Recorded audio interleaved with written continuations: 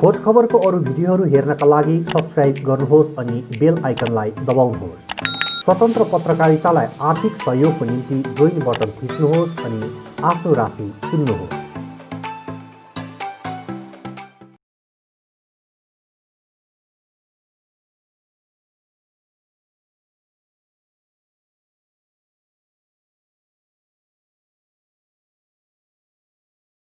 छुट्टै राज्य गोर्खाल्यान्डलाई आफ्नो मुद्दा मान्ने दलहरूले राज्य सरकारलाई दुश्मन ठान्छ। यसकारण कि राज्य सरकार बङ्गभङ्ग हुँदैन यति मात्र भन्दैन, जसले बङ्गभङ्ग गर्ने कुनै पनि गतिविधि गर्छ उसलाई कठालोमा समातेर जेल हाल्छ कि त खेदाउँछ। गोर्खाल्यान्ड माग बोक्ने दलहरूको लागि यसै कारण राज्य सरकार दुश्मन। राज्य सरकार नै दुश्मन भइसकेपछि राज्य सरकार बनाउने चुनाव चाहिँ कसरी दलहरूको आफन्त हुन्छ त? छुट्टै राज्य सरकारले बनाउने पनि होइन, विधानसभा चुनावमा जितेर जानेहरूले छुट्टै राज्य ल्याउने पनि होइन। त्यसैले विधानसभा चुनाव छुट्टै राज्य गोर्खाल्यान्डको मुद्दा केन्द्रित चुनाव नै होइन। तरै पनि भोट बेचेर जीविका चलाउने भोटका दलाल वा भोट ब्रोकरहरूको रगरगी सुरु भएको छ। यसपल्ट विधानसभा चुनावमा हेर्न लायक रमिता यिनीहरूले नै देखाउनेछन्। चुनावबारे पछि आउँछु, पहिले बङ्गभङ्गबारे कुरा गरौँ। खासमा समस्या राज्य सरकार होइन, बङ्गभङ्ग होपेन भन्ने नारा पनि होइन। कुनै पनि आधिकारिक बैठक भयो, सरकारी बैठक भयो भने यी मध्ये कुनै एउटा वार्तामा दार्जिलिङको भूभाग बङ्गालको हो कि होइन भन्ने बारे चूडान्त बहस हुनै सक्छ, छिनाफाना हुनै सक्छ। बहसबाटै छिनाफाना भएन भने गोर्खा नेतृत्वसित कानुनी बाटो पनि छ। दुर्भाग्यको कुरा, न त गोर्खा नेतृत्वले न त सरकारी पक्षले दार्जिलिङको भूभाग र यसको ऐतिहासिकताबारे छलफल गर्नुपर्ने अनिवार्य नै ठानेन। धेरै गोर्खा नेता हामी बङ्गालबाट छुट्टिन चाहन्छौँ भन्छन्। त्यसको जवाबमा राज्यको नेताहरू बङ्गभङ्ग हुँदैन भन्छन्।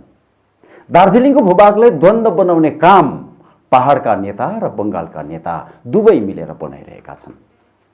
11वटा त्रिपक्षीय वार्तामा, दागो पापाको सम्झौतामा, जिटिएको सम्झौतामा कसैले पनि दार्जिलिङको भूभाग चाहिँ बङ्गालको भूभाग होइन है भनेर क्लियर कट उल्लेख गर्न अनिवार्य नै ठानिएन। जबकि छुट्टै राज्य गठनबारे सबैभन्दा ठुलो समस्याको खास जड नै बङ्गभङ्ग हुँदैन भन्ने हो। खास समस्यालाई निमिट्यान्न पार्नको साटो यसलाई जिउँदो नै राखियो र त्यसैको जगमा बसेर नेताहरू चाहे दार्जिलिङका हुन् चाहे बङ्गालका उनीहरू भोटको राजनीति गरिरहेका छन्। बङ्गभङ्ग हुँदैन भनेर बङ्गालका राजनीतिक दलहरूले पनि भोटको राजनीति गरिरहेका छन्। हामी बङ्गालबाट छुट्टिन्छौँ भनेर दार्जिलिङका दलहरूले पनि भोटको राजनीति गरिरहेका छन्। दार्जिलिङका दलहरूले भोटको होइन मुद्दाको राजनीति गर्नुपर्ने हो। भोटको राजनीति त 15 वर्षदेखि गर्दै आइरहेको हो, अब गरिसक्यो, गर्नुपर्ने सब गरिसक्यो, अब मुद्दाको राजनीति गर्नुपर्ने हो। तर यसपल्ट विधानसभा चुनावमा पनि मुद्दा छोडेर यी दलहरूले भोटकै राजनीति गर्ने छर्लङ्ग छ। सधैँ छुट्टै राज्य गोर्खाल्यान्ड मुद्दाको विरोधको बहानामा बङ्गालको दलले चुनाव जित्छ। छुट्टै राज्य गोर्खाल्यान्डको मुद्दाको बहानामा दार्जिलिङका दलहरूले भने कुनै राष्ट्रिय दललाई जिताउँछ। यसरी जिताउनु मुद्दाको लागि नै थियो कि उनीहरूले केवल भोट ब्रोकरको भूमिका निर्वाह गरिरहेका थिए? अब केलाउनु पर्ने बेला भयो। डाक्टर हर्कबहादुर छेत्रीले धेरै अघि एउटा बङ्गला च्यानलको प्यानल डिस्कसनमा दार्जिलिङको भूभाग बङ्गालको थियो कि थिएन भन्ने बारे जवाब दिँदा गोर्खाहरूले घर घरमा टिभी लाइभ हेर्दै ताली बजाएकै हुन्। आन्दोलनकारीहरूले जहिले सामना गर्नुपर्ने यो खास समस्यालाई तर दागो पापा वा जिटिएमा सम्झौता गर्नुपर्ने हुन्छ। ती सम्झौताबाट बाहिरै राखिन्छ अथवा समस्या जिउँदै राखिन्छ। विकासबारे सम्झौता हुन्छ, भूमिबारे हुँदैन। किन त? आफ्ना दलका समर्थकहरूले आफ्नो देउता जस्ता नेताहरूलाई प्रश्न गरौँ न, जवाब के आउँदो रहेछ हेरौँ। परिस्थिति यस्तो छ, न त नेताले सरकारलाई प्रश्न गर्न सक्छ न त समर्थकले आफ्ना नेताहरूलाई। अहिलेसम्म भारत सरकार, राज्य सरकार र दार्जिलिङका आन्दोलनकारीहरूले सरकारी त्रिपक्षीय वार्तामा भूभागबारे छलफल गरेर दार्जिलिङको भूभाग बङ्गालकै हो वा होइन क्लियर गरिसक्नुपर्ने हो। दार्जिलिङ सिक्किम एकीकरण मञ्चका शङ्कराङ सुब्बाले गरेको एउटा आरटिआईको जवाबमा दार्जिलिङ सरकारी रूपमा बङ्गालमा गाभिएको 10 प्रमाण नभएको सम्बन्धित निकायले जवाब दिइसकेकै हो, तर सबैलाई चिलाइन कनाइ भयो। हामीसित इतिहास छ। दार्जिलिङ भूभागलाई बङ्गालले किन र कसरी देखरेख गरिरहेको छ त्यसबारे दस्तावेज छ, प्रमाणहरू छन्। तर यसलाई राष्ट्रिय बहसमा लगेर हामी बङ्गालबाट छुट्टिन चाहन्छौँ र बङ्गभङ्ग होवेन भन्ने द्वन्द्वबाट मुक्त हुने कोसिस न सुभाष घिसिङ, विमल गुरुङ, महेन्द्र पी लामा, डाक्टर हर्कबहादुर छेत्री, आरबी राई, विनय तामाङहरू कसैले पनि गरेन। अहिले सबैभन्दा ठुलो चुनावी राजनीति बङ्गभङ्गसितै जोडिएको छ। बङ्गभङ्ग हुन नदिनकै लागि भर्खरै राज्यको भाजपाले समेत गोर्खाल्यान्डको त्रिपक्षीय वार्तालाई जिटिएको वार्तामा जारी दियो। 2017 मा होस् वा 2007 अथवा 1980 को सुभाष घिसिङको आन्दोलन, राज्य सरकारले यही बङ्गभङ्ग हुन नदिन आन्दोलनकारीलाई दबाए, हजारौं गोर्खालाई गोली ठोके, आन्दोलन सके। कुनै पनि माइकल लाल भन्ने नेताले यो खास समस्याको निदानबारे एकै इन्च पनि काम गरेन। उनीहरूसित दूरगामी रणनीति नभएकैले र खास समस्याको निदान गर्दै अघि नबढेकोले नेताहरूले कहिले जिटेसित कहिले दागो पापोसित मुद्दालाई बेचेर अकुत सम्पत्ति कमायो। त्यो सम्पत्तिको मोज अहिलेसम्म गरिरहेकै छन्। कुन नेताको चल सम्पत्ति कति, अचल सम्पत्ति कति, त्यो जाँचै भएको छैन। दागो पापोको भ्रष्टाचार लुकाउन विमल गुरुङहरूले सरकारी कागजपत्र जफ्त गर्यो, कागजपत्र हरायो। दागो पापोको भ्रष्टाचार लुकायो। जिटिएको अडिट नै भएको छैन। मुद्दा बेच्नेहरूको यो पाटो त केलाइएकै छैन। मुद्दाको नाममा सरकारलाई गोर्खाको भोट बेच्नेहरूको अनुसन्धान नै भएको छैन। स्थिति यस्तो बनेको छ कि जो मुद्दामा इमान्दार छैनन् उनीहरू नै इमान्दारिताको मेडल झुन्डाएर हिँडिरहेका छन्। आन्दोलनको आचरण रणनैतिक र कूटनैतिक नहुँदा नै राज्य र केन्द्रले आन्दोलन दबाउने हो। तर आफ्नो कमजोरी नदेख्ने र राज्य वा केन्द्रले आन्दोलन दबाएपछि पहाड शान्तिको नाममा कसैले सरकारसित सम्झौता गर्ने बित्तिकै सम्झौता गर्नेलाई गद्दार र दलाल भनेर आफ्नैतिर खनिनेहरूले विभिन्न नारा बनाएर आफू मुद्दा भक्त र अरू चाहिँ मुद्दा विरोधीको लक्ष्मण रेखा खिचेर राजनीतिक रोटी सेकिरहेका छन्। को गद्दार र को मुद्दा प्रेमी मुखले भनेर साबित हुने कुरा होइन, कर्मले साबित गर्ने कुरा हो। यो एकै दिनमा साबित हुने कुरा पनि होइन। जसरी 2017 मा केन्द्रको मौनता र राज्यको ज्यादती बीच विनय तामाङले राज्य सरकारसित सम्झौता गरेर गद्दार भए, त्यसरी नै 2021 भन्दा अघि नै स्थायी राजनीतिक समाधान नभए विमल गुरुङहरू गद्दार बन्नेछन्। मुद्दा जसले बेच्छ आखिर त्यही गद्दार हुने त हो। को कति गद्दार 2021 को चुनावसम्म साबित भइसक्ने कुरा स्पष्ट छँदैछ। यो गहिरो र गम्भीर कुरा हो। यसलाई मिहिनसित बुझिएन भने हेर्ने दृष्टिकोण नै एक पाटे हुन्छ। नेताहरू र दलले नै समर्थक वा जनतालाई एक पाटे सोच्न सामाजिक मनोविज्ञान तयार गर्छ। सत्ताले निर्माण गर्ने सामाजिक मनोविज्ञान बुझ्ने क्षमता नहुनेहरू केवल खेताला हुन्, राजनीतिक सचेत होइन। सत्ताले हाम्रो कमजोरीमाथि आक्रमण गर्छ र सधैँ विजयी बन्छ। सत्ताले जित्दा हामी कमजोर हुन्छौँ, मुद्दा प्रेमी र मुद्दा विरोधीमा टुक्रिन्छौँ र सत्तालाई नै मुद्दा दबाउन सहयोग पुर्याउँछौँ। हाम्रा नेताहरू सत्ताका भाडाका टट्टु भएकैले हाम्रो मुद्दा सङ्कटमा छ। दलहरूले केलाउनु पर्ने त आफ्नो कमजोरी हो। सत्ताको रणनीति र कूटनीतिसित जुझ्न सक्ने दूरगामी रणनीति चाहिँ नबनाउने र त्यही कमजोरीमाथि सत्ताले आक्रमण गरे पछि दोष अरूलाई खनाएर आफू साक्षिलो हुने जुन चरित्र छ, खासमा त्यही दलाली चरित्र हो। अहिले हेर्नुहोस्, बङ्गभङ्ग होवेन भन्ने नाराले गोर्खाको सपनामाथि वज्रघात गरेको छ। राज्यको भाजपाले मुद्दालाई जिटिएमा झार्दा एकै शब्द विरोध कतै पनि छर्किएन। किन? भाजपाका भाडाका नेता र भोट ब्रोकर भएकैले बोल्न नसकेका हुन् त? राज्यको तृणमूलले मुद्दालाई जिटिएमा झार्दा चाहिँ आकाशै गर्जिने विरोध हुने, राज्यको भाजपाले गोर्खाल्यान्डको मुद्दालाई जिटिएमा झार्दा चाहिँ मुख सिलाउने, यो कस्तो लजिक हो? जनतालाई न तृणमूलसित सरोकार न भाजपासित, दुवै नै छुट्टै राज्य गठन गर्न चाहँदैन। यो त अब स्पष्ट भइसक्यो। हाम्रा नेताहरू भोट ब्रोकर मात्र बनेको र सत्तालाई फाइदा पुर्याएर सम्पत्ति कमाउने प्रवृत्ति भएकैले दार्जिलिङ पहाडको भूमिबारे अहिलेसम्म छिनाफाना नगरिएको हो। न त राज्यको भाजपा न त राज्य सरकार कसैले पनि दार्जिलिङको भूभाग र यसको बङ्गालसितको सम्बन्ध केलाउने कोसिसै गरेन। समस्यालाई जिउँदो राखिएको छ र त्यही समस्याको जगमा राजनीति गरिरहेको छ। उनीहरूको सामु हाम्रा नेताहरूलाई आन्दोलनकारी भन्दा पनि भोट ब्रोकर धेर देखिन्छन्। मुद्दाको नाममा भोट बेच्नु, मुद्दालाई कुनै फाइदा पुर्याउनु होइन, मुद्दा दबाउनेहरूलाई भने फाइदा दिनु यस्ता ब्रोकरहरूको ड्युटी हो। नमस्कार, म मनोज बोगटी ब्ल्याक एन्ड व्हाइटमा सबैलाई स्वागत जनाउँछु।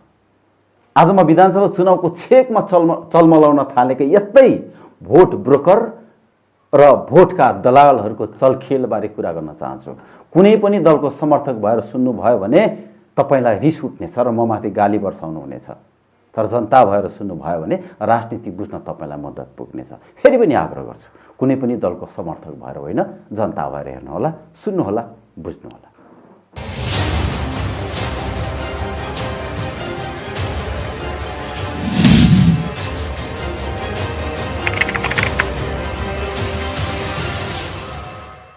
बेसी टाढा नजाउँ।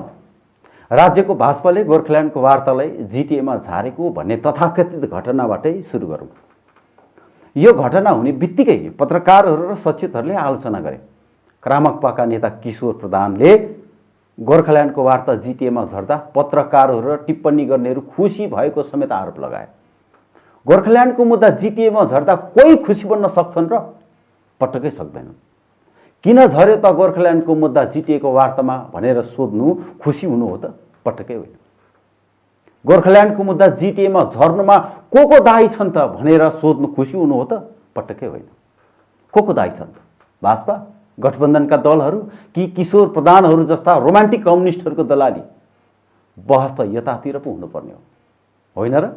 खासमा किशोर प्रधान जस्ता नेताहरूले रणनीति बनाएर केन्द्रलाई चाप नदिँदा, केन्द्र र भाजपाको अन्धभक्त हुँदा र भाजपाको चलखेल नबुझ्दा मुद्दाको स्थिति यस्तो बनेको हो भनेर सचेत र पत्रकारहरूले आलोचना गरेका हुन्।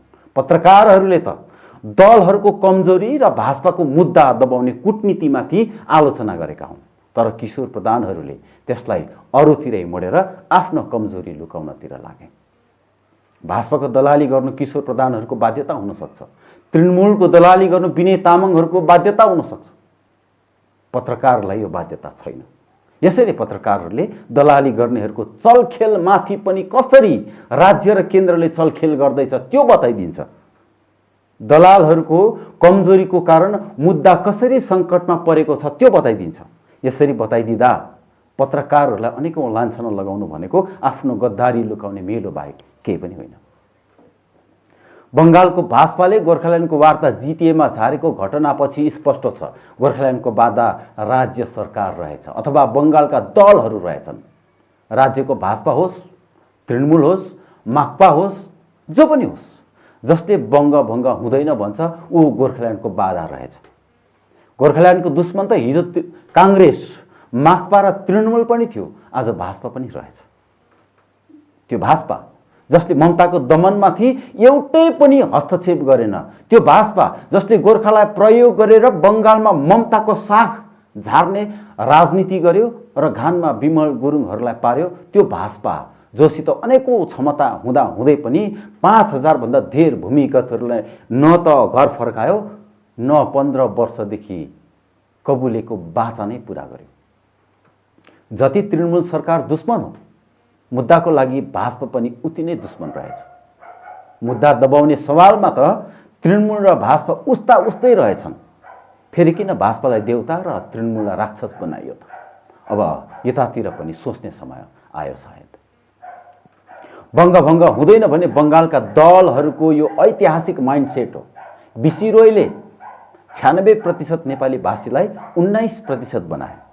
त्यो गोर्खालाई कमजोर बनाउनु थियो र दार्जिलिङ र अरू जात गोष्ठीको पनि हो भनेर विभाजन ल्याउनु थियो।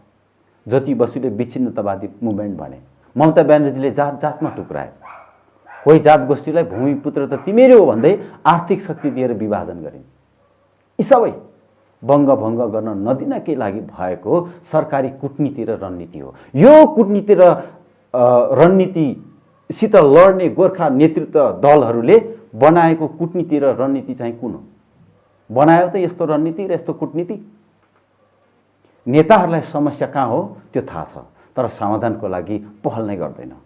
किन यी दलहरू समस्यालाई जिउँदो राखिरहेछ र त्यसैको आर्थिक फाइदा लिइरहेछ? उनीहरूको यो बानीले मुद्दालाई हानि पुर्याइरहेको छैन त? राज्यको भाजपाले गोर्खाल्यान्ड राज्यको मुद्दालाई जिटिएको वार्तामा झार्दैछ भने अब भाजपासित आस्था राख्नुको तुक के हो त? 2021 को चुनाव अघि केन्द्रको भाजपाले छुट्टै राज्य गोर्खाल्यान्ड गठन गर्ने प्रस्ताव पार्टीगत रूपमा पारित नगरेसम्म, केन्द्र सरकारले संकल्प पत्रमा हालेको मुद्दालाई विधेयकको रूपमा ल्याएर संसदमा पारित नगरेसम्म अब राज्यको भाजपाको विरोध र राज्यको तृणमूल कांग्रेसको विरोधदेखि मुक्त बन्ने अर्को उपाय नै छैन।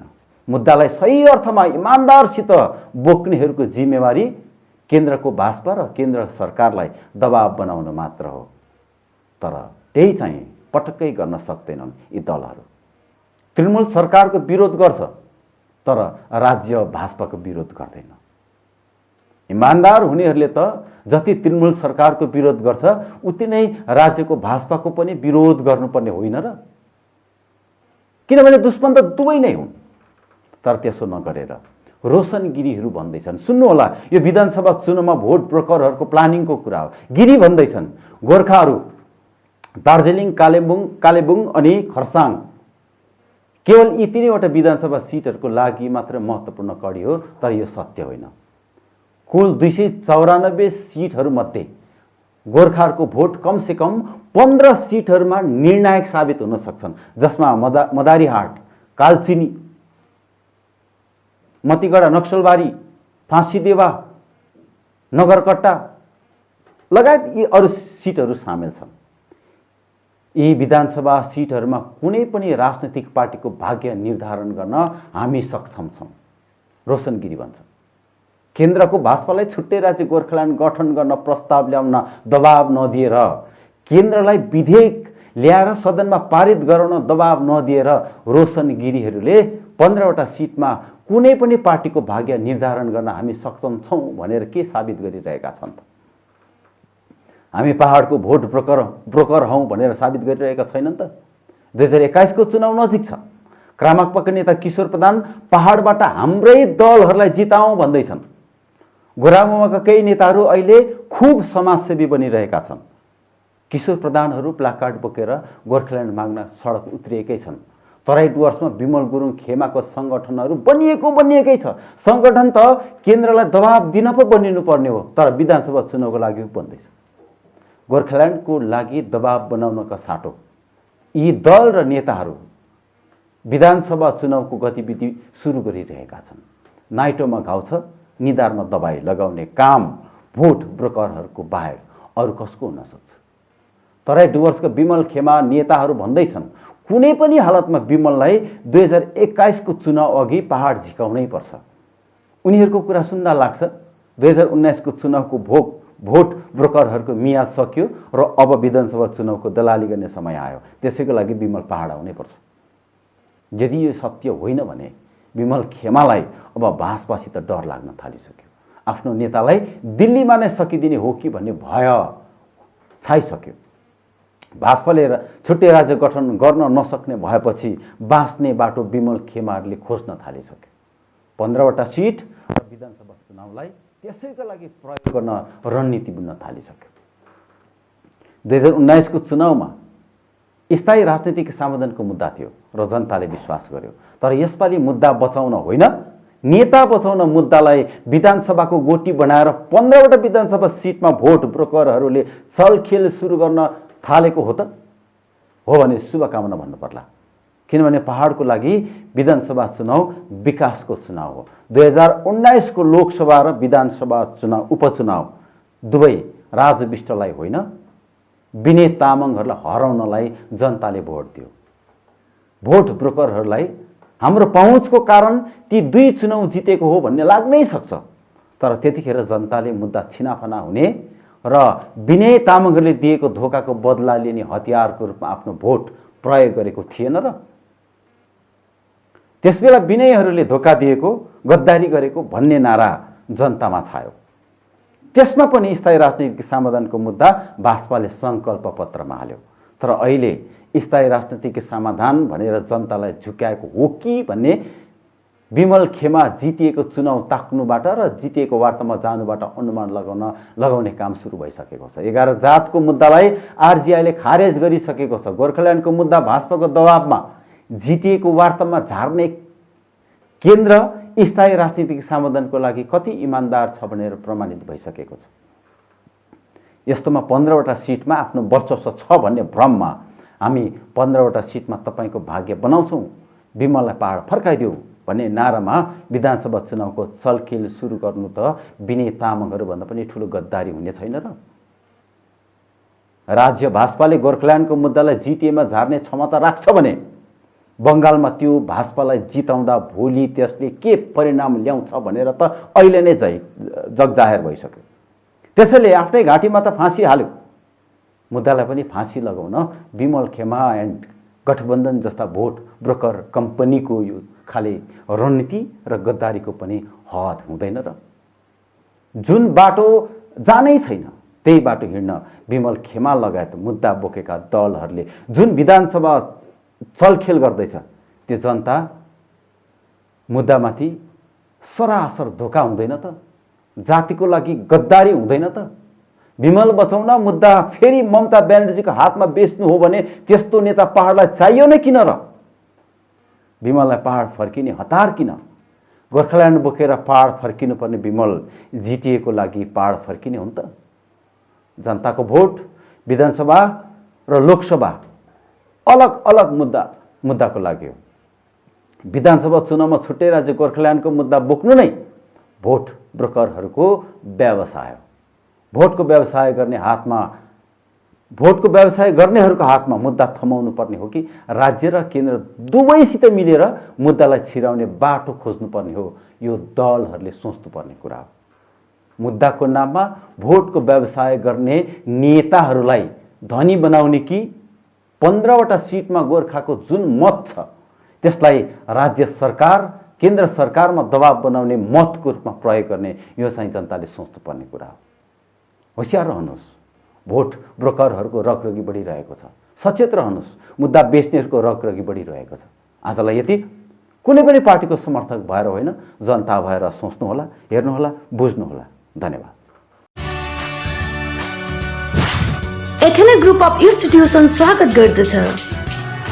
नर्सिङ 2020-2021 को भर्ना खुल्यो।